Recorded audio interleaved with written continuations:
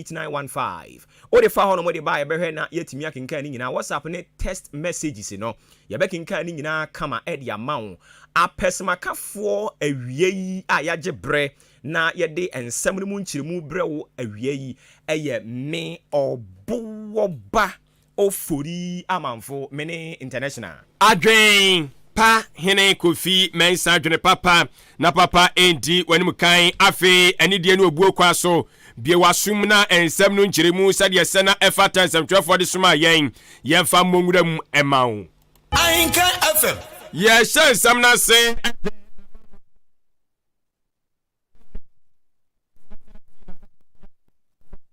nakache na ni nyina nso no eye abatoɔ ɛho hyehyɛye ne dwumadie sɛde sibi ɛkro Ghana man pɛn na nadanko akufado ɛkyɛse na ni di abatoɔ na chi pa na ne botae ne ni suade hunu nyina ɛne sɛ wafimpi no ne aduonu nan abatoɔ a Nyankopɔn ɛyɛ adom no de yenkwa ɛkyɛ ya December bosom de ɛtɔso enso ɛba so no wɔkyerɛ mu sɛ wɔhwɛ se yɛbɛto aba na kwan papa so na yɛbɛto enso awi asomdwe ɛkwan so na yɛbɛbobɔ awi de wadi nkonim no so no yahwɛ ne adan ɛyɛtumi no ɛde ama no na ɔno so aba bɛtoa ne mapa wɔ no na nadanko akufa do ayɛ no so na aboa manwema so atimi akɔ ɛyɛ enkan wɔkyerɛ mu sɛ wɔhwɛ amanyoku a wɔn na nadanko akufa do firi mu ɛbɛdi mampanyina no ɛyɛ ɔsoro kokroko amanyoko New Patriotic Party MPP na wɔso ɔmo deɛ ɔmo ani suade hunu nyinaa no ɔmo botaeɛ fitimra amanyoku wɔnom ɛpawye ɛba yɛ ne nyinaa no da bia ɔmo pɛ nneɛma a kyɛsɛ sɛbsɛb mpɛdu asankikawa bia ani ho entu hwɛ kwan ɔmo fa so agi tumi a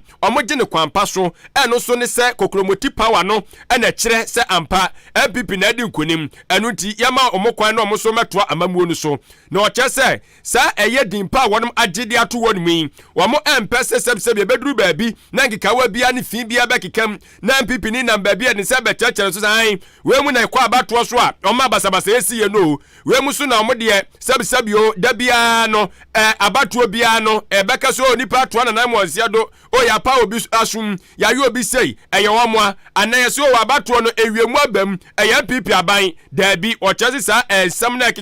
amanfoɔ keka ne deɛ ɛyɛ no mo MPP enso atie sɛ bi sa betimi akɔsoɔ na dankwa kufa do kyerɛ sɛ MPP amanyokon o hwɛ sɛbsɛb mpiaduasa akwasi broni bɛsɛ DNA wɔn mogya mu a ɛyɛ no kware kote na wo mogya mu pɛpɛpɛ yo ɛna afe so no sɛ yesi gyina ye bia no amohwɛ sɛ na mo aye tuo no ɛdidam entu obia monitiri mpo da biara ɛda MPP abanya krado sɛ wɔn bɛpɛ koti kwan so na wakyinkyim sɛbsɛb ɔmanfoɔ enso ensa na ɔma gitumi na ɔma to amamuo so ɔse saa de ne de anya de sɛ besi waka ɛna waka na wɔka ne biom sɛ nsa abaso ba ɛna magya pa baabi ɔtomfoɔ so bɔ pampan no na kyɛ sɛ ɛwɔ hia ne ye pa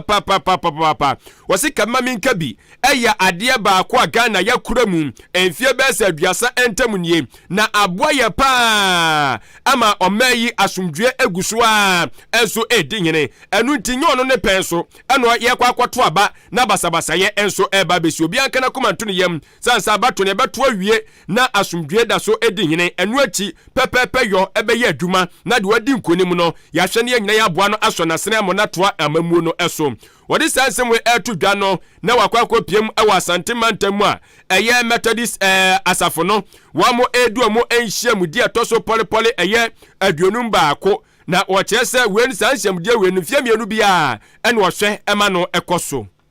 I'm certain that the behavior of the Ghanaian people and their government and public authority will put to shame all the naysayers, all the Jeremiahs, including unfortunately some persons of the cloth who instead of preaching peace are bent on raising the specter of election rigging and Kenyan-style bloodletting. They will be disappointed. The 2024 elections, like the previous ones we have held in Ghana in the Fourth Republic, will be conducted peacefully and in total compliance with the laws of the country. As far as the ruling MPP party is concerned, a party born from the noble Dankwa Dondo Guzia political tradition, which spearheaded the national resistance to authoritarian one-party rule in Ghana in the First Republic. Rigging is not part of our DNA. We have been and are eternal Democrats. We trust and accept the freely accepted express judgment of the people. My response to the unfavorable verdicts of 2008 and 2012 is there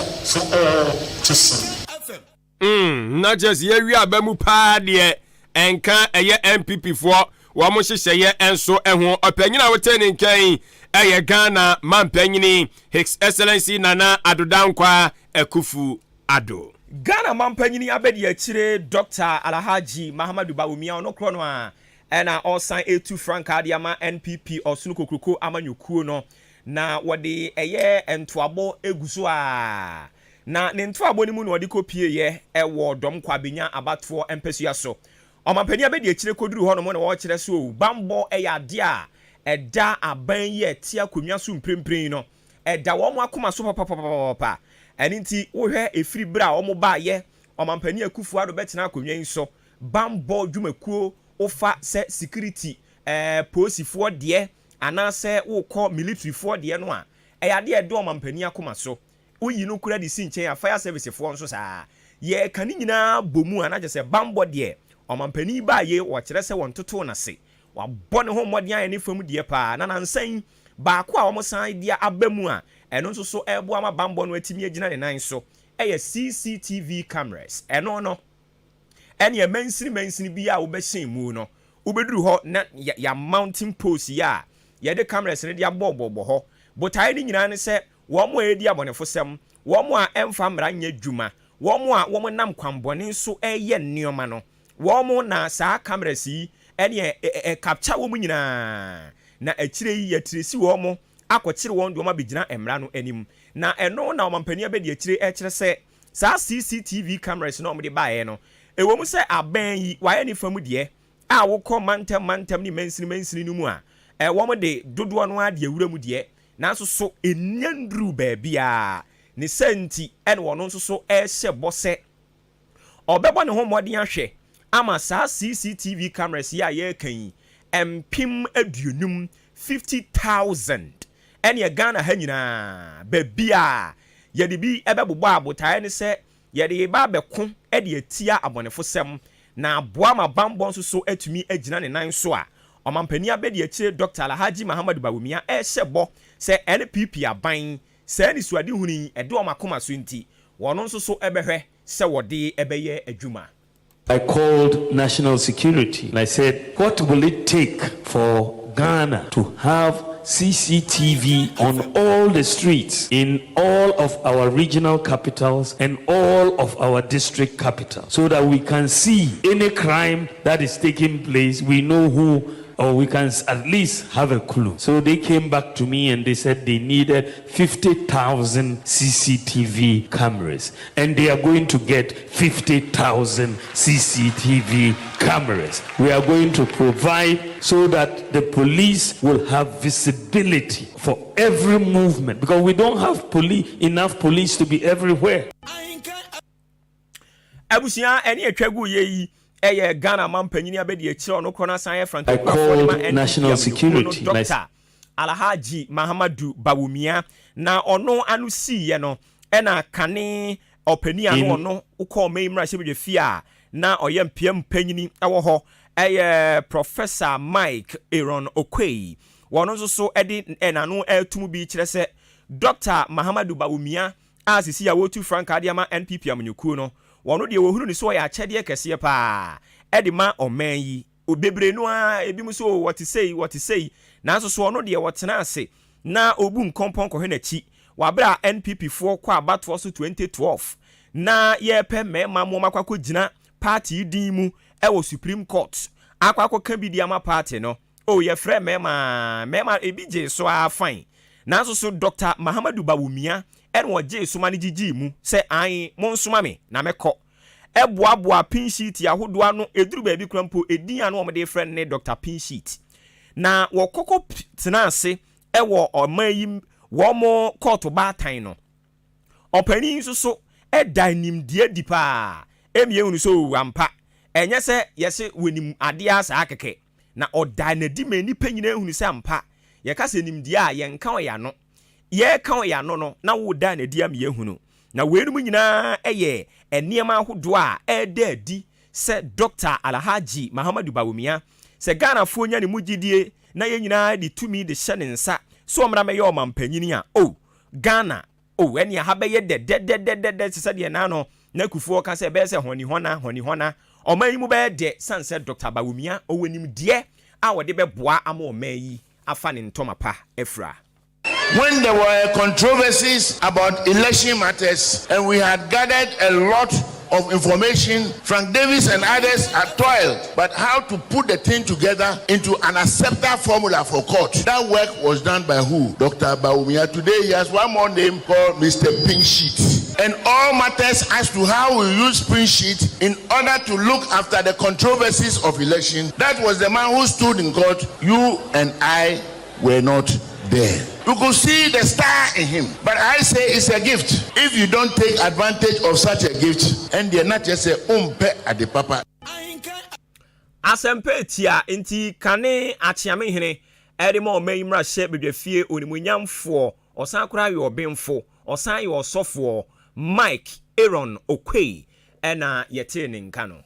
Ghana adishimama yegusua ede awiapem tubre akan kasebo no ede esomwo wo number 1 akan radio station Ahenkan 93.3 FM so na amanyosemu ene eda so yebutu yi na eye opanyina wono na eja wode ohuboko efriend se movement for change eba ye opanyini wafimpinu ni aduonu enan abato edo mamu no enso animu no watiesim a wo kiremu se wo prema panyi dibre no na ono de won fa manyokuo bia enfolefole ne ho wonam ankonam enti kontonkredi mo ene wo prema panyi dibre no wode na pro bona hihye so ene ankabupuni mantem nyasem ketwa de wo ye ne se eja ene mu ho no ma ba bia nipa abochenku bia na wabo awuram ene adwam na wabo awuram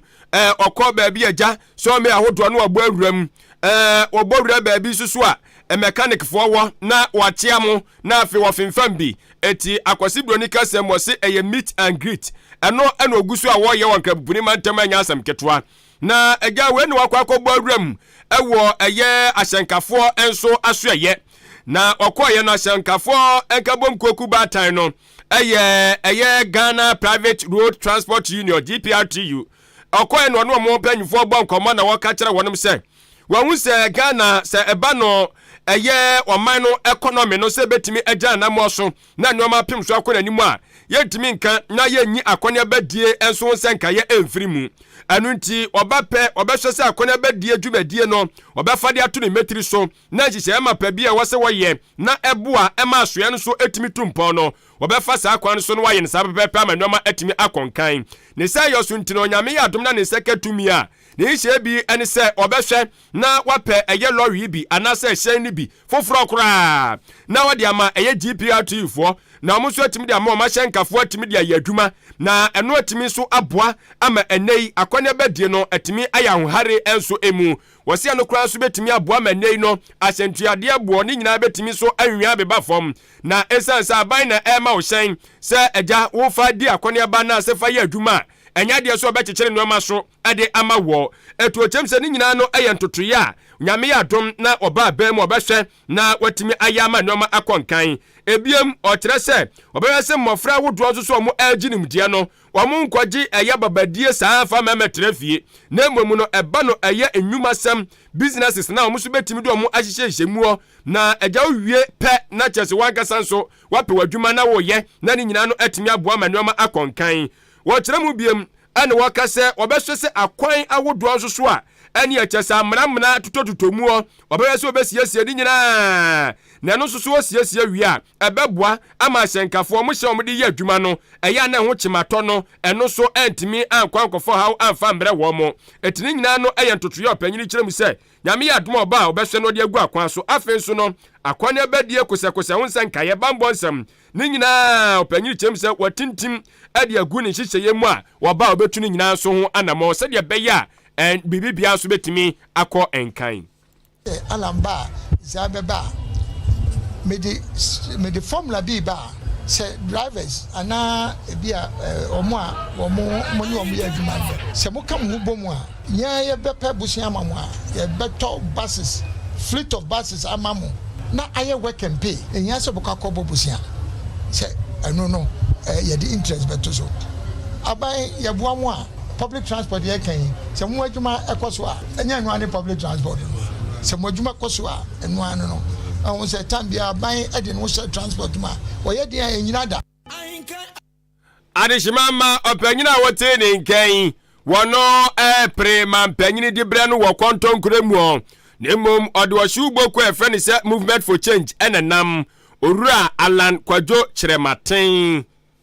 aka Alan Cash Chief Executive Officer Edema Ghana Hydrological Authority asuyeye womo ena yebano ekwan yebefa so a yebedandan yensu ensua na ankubunkam ankwankofo nipa so ankofo haw ne adwapade so ankofo haw ne abenidi amfa mra omen ya womo ena eda won abem na opani a woda saa ekui ano ena wode ato empanimfu animu a wo kire se Ghana ansana yebetimi akode atie nsu yiri aya na ensu otobia ne June July bia na yesu June July bia duru ho no mo a na yakai ohaw ne abenedie aya na yetai ekom eno na opani kire se ansana yebetimi ayi saa ohaw ne nyina firi ho no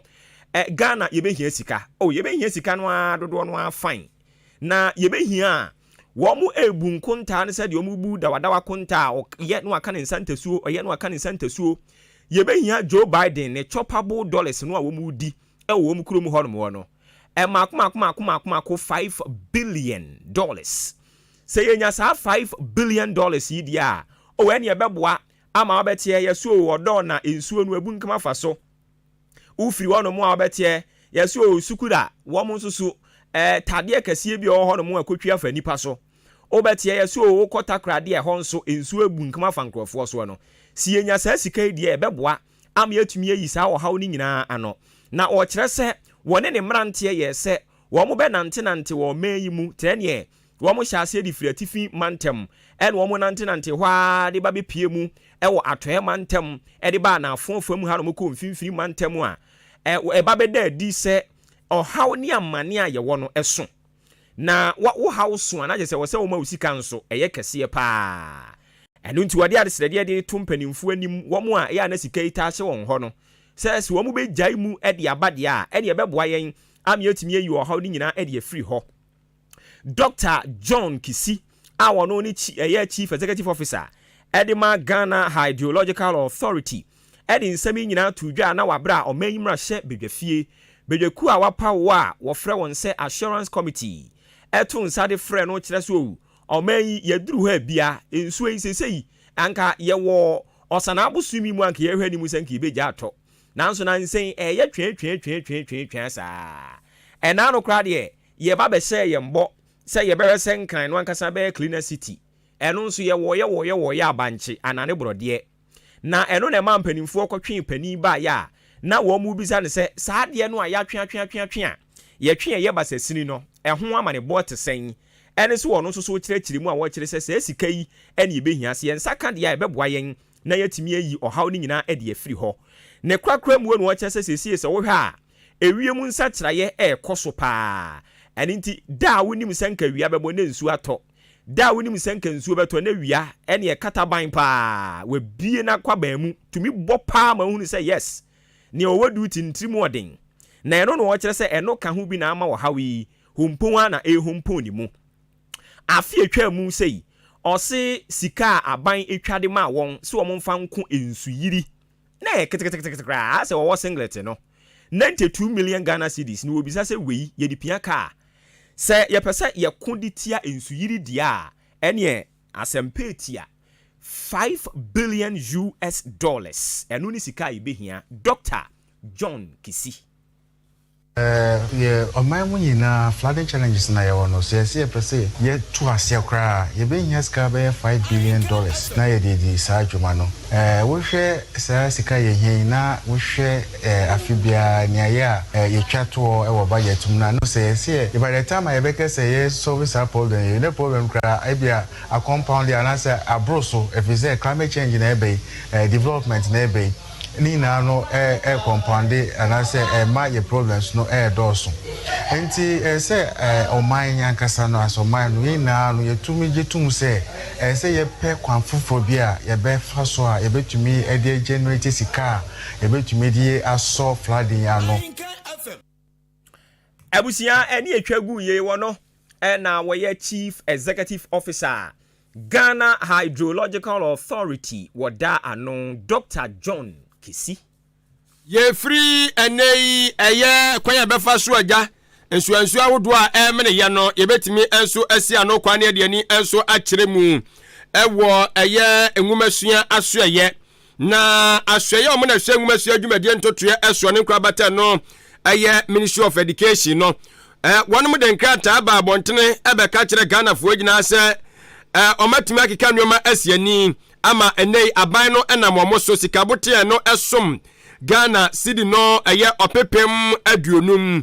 50 million Ghana cedis omatimi atabri ediama West Africa Examination Council wayekefo se omonfantoto nwoma se de beya eye ensohwe amofra no etreye eno eye Basic Education Certificate Examination no BCE ana afede eja wonum so omukọ eye school to aso mogusu etrei West Africa eye Senior High School Certificate Examination no wasi no metimi de abọ ho ebra na ekoba se mofra no entwere nwie no na afia se hunsunsu aso no kora mponi enya sika maake edisa ha woni nyina na kan hu bia ban tabli sika we ade akwa waye kefo na ubowram ewo Ministry of Education asoyi kasamafo eye owura kwaku kwaten wode atodwa chechere mu se eye sabc no ene wasi nsohwe no aban ade atum se ofa ho kan nyina etiene mofra no muntwe teku ntwa sempo ntwa kapreba de hia ne sa abofra ne nsohwe no ebre ne beso no akwakotena eye ensohwe no twere dan mu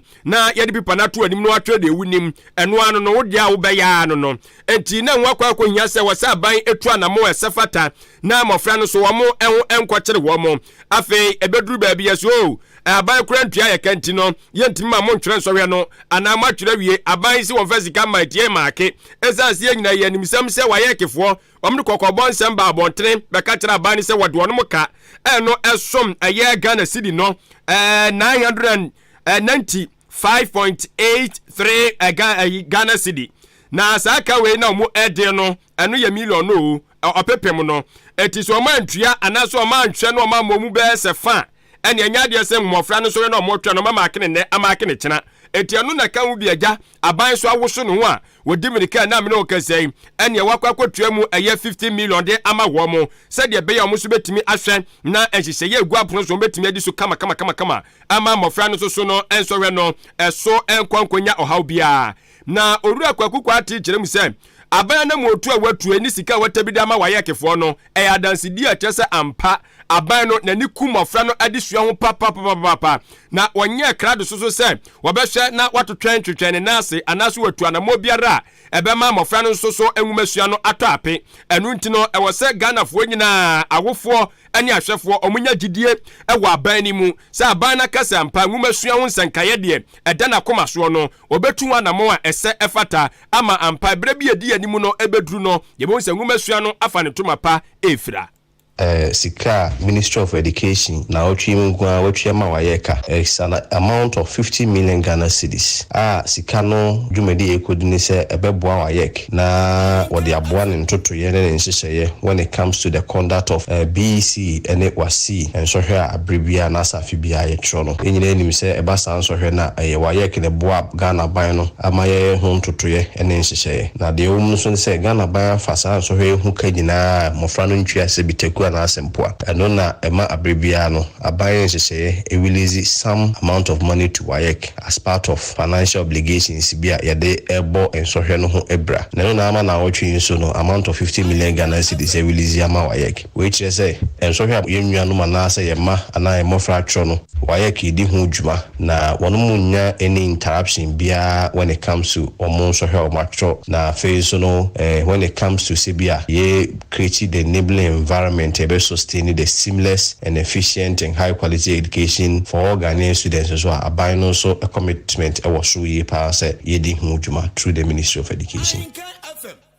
Panyina wotene nkai eye kasama for the ma aswom na hwangum asua dwumadie ne ntotoye eso Ministry of Education Orura Kwaku Kwatin.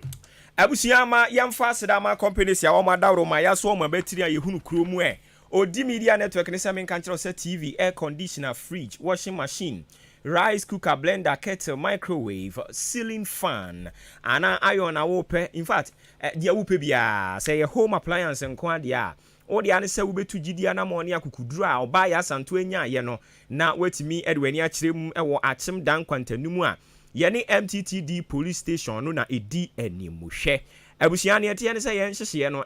da form pa da form womo ete ya womo tu hu gidia na mo no ene dodo no a edi adanse womo di adanse papa sansa yen nioma ne se wo ba beto a obu ho no mo a na ho bo anhye danso na kwankro saa entiti se TV se wo kono akotie wo bo se ye air conditioner wo kono akotie wo bo utie buo ni wie a na watua fa ne de ade na mawo tie nkomo ni yie o yesi se wutua fa no a ye de ade ne de man na de kɔ na akire yi fa no aka no ya kyem ya mawo bosome no makoma miensa eye enefua no aduokron na wotwe bia wo de bi beba nti wo ba ni sa nkakra wani beba ho so no na ne awo peni nyina watimi anya ya no ye bisa se wo mpe we na den na opɛ me ba cho ma na mo to ne kɔ ho no mo yemfrɛ bene ewo 0539 500514 0539500514 o fresh number we ya obejo so no ama direction na ye be yie pa ne senkasim pampampan na nkasa wo akɔ na kɔhwɛ de ɛkɔso ɛwɔ hɔ na wo nso atumi adi ho adanse Ghana dishima mani pedua ne de ɛwɔsɛda ne de nyina woyɛ ho adwuma na atimi aboa titiru ɛyɛ emaya no o sɔre na sɛbsɛb mpɛdua sa yɛ ho basabasade a ɛne ɛka na bɛkɔ so abɔ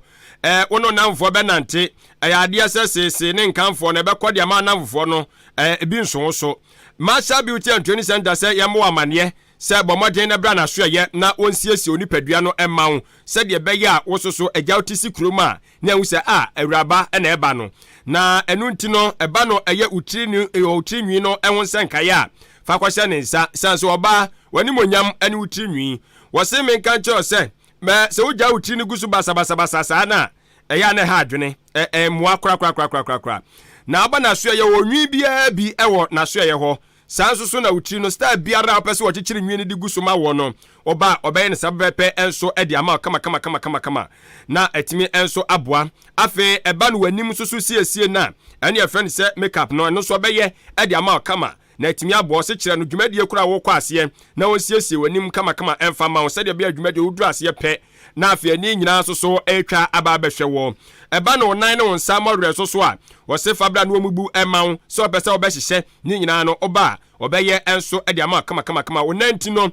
enei epe esisie no esi asase so na onanti de epe ba beye dai ewo ho no mo etibra oba pe ode aduhwam besrasra onanti wo no kama na afa pesika mo abi de awewe onwie no na ho no matoso moto kama manuama so etimi akonanim ede amawo na eno enso echi no eba no fashion no so a wote so pa wose ya mo amane se udwumadie bi eda wani ma oba bedie eno ye nhyiamudie adwumadie no bia ya oba behia mu no wode bebo na mane no nkosiesie ho mfa ma wo se de be ya hoho ne ba o mewu se ampa adwumadie die edimu na enoma so etimi akọ enkan na wadaroma o wode akonya de ato ho se wan kasankasa na pese sa nyoma bobọ so nyina agi hu nimdie ana uwo eye odihye bi wonum a obese o ma ne bagi sa nimdie yi wabie na apom de ato onum bra na wonhwe na omwaw ma wo so nyansa no dwuma na obeyi na koma mu nyina so akyere wadwuma no kama babi wo kwaso kosu adwuma enya de se adwuma wura na obekyere wadwuma no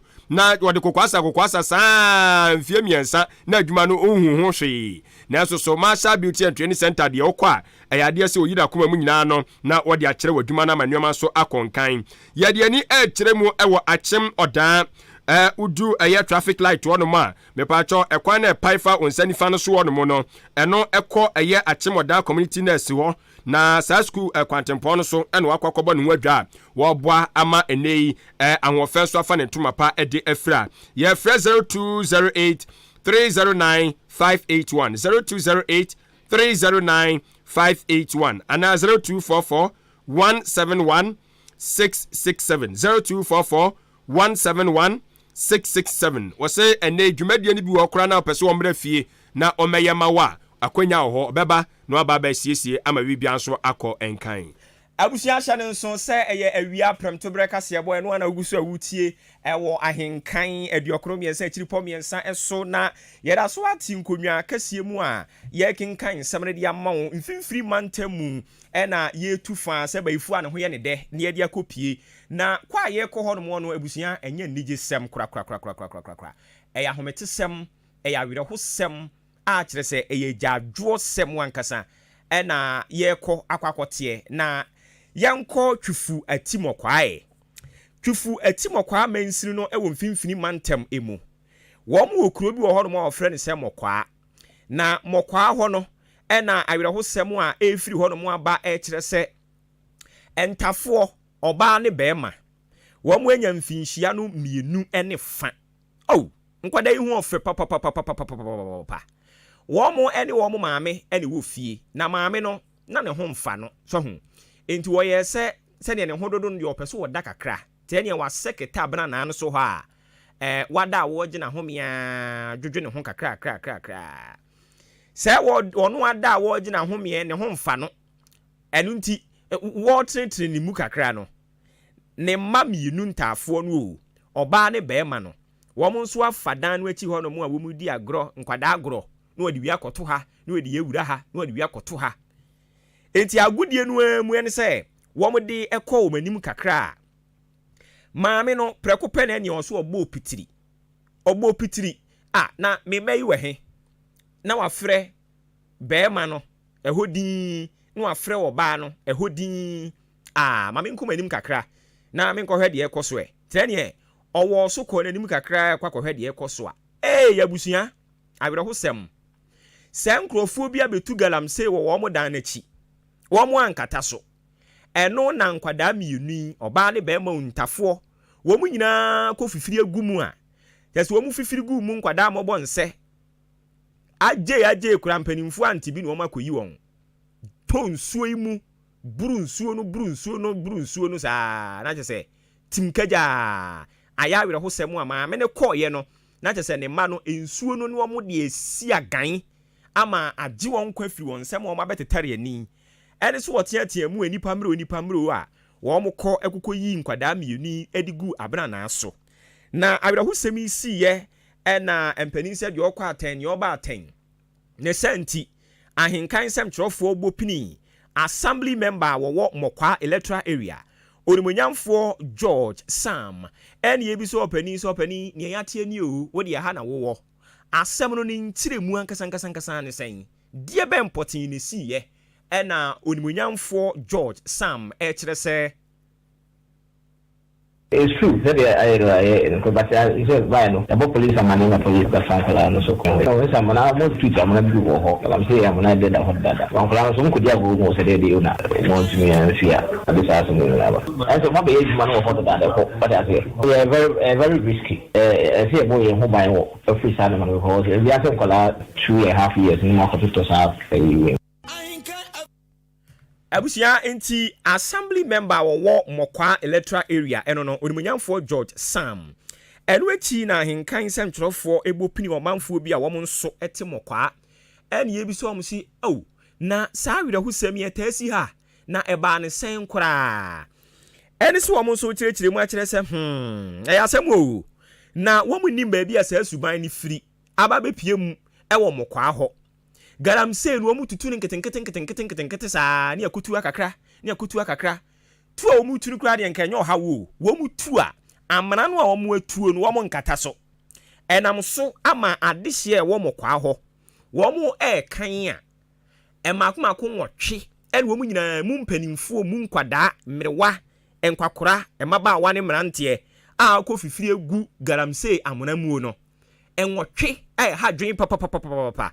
eni nti wo mo de adesrede de etu mpanimfo anim aka kyerɛ wo mo sɛ animu yi a wo mo nhwɛi na omu ntimi entu ho anamon sɛ ne be ya yakote ato galamsey amnam yawu yakote ato galamsey amnam anansan ya gye entre ha ɛwɔ twifu atimokwa district ho no wo mo nhwɛ kwan yo befa so a wo bepa ni neduagu brɛ I am not going to say for a jam and not to was as you were seen. And Kola who pity more, how you move back from Akoto pity no woman animal. I yet have much to say. Who was here? Akoto pity me. And if it be a woman that I'm so Peter, you tell you, I'm running down on the mark to say, we are catastrophe, but you know, Yakutuna, and I made that Kola pity me, Yakukus, you know, who go, I want to say, why do you see your but the other way to move, but the other way to move. Yeah, me who can laugh for the boy I was now over 50 years, 70 years a week. If I find, I said, I saw much you can want. Let it pity me. You have to go to my young catastrophe. What to go to millions? You can look at them and say, they are going to any. Ahenkan FM. Enti abusia mpanyimfo bi a womo etemo kwa ho a yebo pini won no mo ebo nkomo ne so womo kirekire mo nsem ti mo a mo wo Facebook no nkwada no omo na omo egu ho no abere ho sem o oba ne bema ye first lady bi nurse bi doctor bi ena galamsey enkrofo anu mu odenti o ene saafo yi omo na omo gu ho yi abere ho sem papa na twifu etimokwa district police command no womo akoyi won ene so won egu abrana no so ha ye nyina ye hwebie yi womo ahye hwehwemu ase a womo gu so a just womo ye ne kakra na adwempa ya abere ho sem o se enkwada akwada wu eya na hadwen pani kura de wo ye hunu ne obeye ye na we mo ye be dan hunu se bra ye bre we mo kura ne yaje nkwan ka urade de womo bre ye areho hey galamsey ya kan nkrofo enu mi yom de dodo nkrofo enu mi yom de dodo nkrofo enu mi yom de dodo oh edin na ntafo so ntafo awo watimi ahwe omo amoma beduru emfie mienu ne fa na corona ho akura nku nga nto antwene baye bi ampa omo tantan so galamsey amona Ajom nkwa afiri omu nsem nsem eti abusuafo ba Facebook a na da ho no oyi ba se ade ne na da ho ade na da ho ne ka chire ne na da ho na abere ho sem abere ho sem papa na wo no kra wo ba ko etesen na wakọ wo mienu ahwe o mamu maduru sei je se amunu mu ha ma me ne yade ne kra betu adwane oh edin abusuafo baby aduri yedo adwenche na etwa so de ama wo na wo social media no so hwani mukata no so Facebook wana miginan Pedro wa Madina edene de aba no so kirem se kase bon de dem opiem ewo Kumasi tano so a enya asem ketwa ejigum ho pa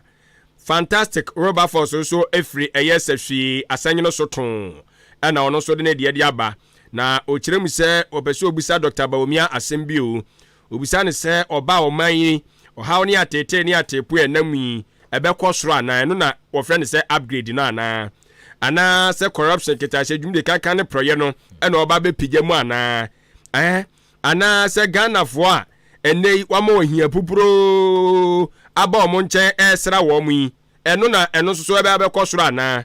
enuoma wodo ye krefri nkrofo amanso na eto belembelem de dadaso no eno oba be pigya mu ana ne nyina ye nsem a wo busebusa no ene enya asem keto se na internet ye to a intimento ne nyina ne boa ye den o se ba be pigya mu akosuru bi meboa enuane boa ye den no eno so obusa se no mo ba omba upgrade na ne nyina ye nsembusa fantastic rubber for so busa ni nyina mo giso osia Dr. Baomia na ja wode anu ye di ama no etu achia Orua John Dramani Mahama JDM ana honorable Kofi Bento afo wono so sefwi yo so ochemu se onani abre wono so presage okwakosi omanam omlahye bedwafie afe na akua mu aboaten enso so ewo Abrekuma Central also kirem se Dr. Baomia enwotwe de oyede de obebum ai wono mo mpe no anaso omo ntiase no ene eponeda ho no omo nkohye no o kirem se Dr. Baomia obi a ono ogina oma dwadi ai ono ogina oma business enya asem ketwa Oba pa onimonyamfo Nana Amadokuya Esiama Eji eye parliamentary candidate Okwai Kwet North wachia no Yabua Prince enso so de de aba waso do na friend superstar waso share life ewo eye Tanoso Star Junction yada wasi bebre Master Planner Junior Kentampo enso chiremu se wachina ye JAS Foundation for mo celebrate wo mode yi Jerry Fest e de ama nkrom wo weja okay yate wono so de no o ba no de yi kan ho o de APM yi kan ho ye Master Planner Junior ko be sa plateau de nie also kirem se obutu eye enkabupuni mantamu Kingsby Hotel anowa Achimota and ono so monitor ye den ya take o mensa odoi enso so kirem se Ghana for se mobeka ya moda dum somu ye nkane asum kabi mu na moda mu fie poli enum JDM amamuomo mo refi ana o se da bida never again dead goat asemini ba omi abeba yate Baba Mahama oboase no onu subutuo ena osu chem se Mahama 24-hour economy no ne nyina ne se ode ba bekọ ahokyeremu donhwere maako aduonu 9 ti da bia ahokyere nko a da bia ahokyere nko a mamunje Jo Mahama ndi ne de no wachiacha ma ode ne ho kwaku apia aka Coca Crespo so de ne de aba o chem se MPP abomodin o ma bomodin pa tie san fan fie 9 MPP aban so na ne ma pa wonom egusu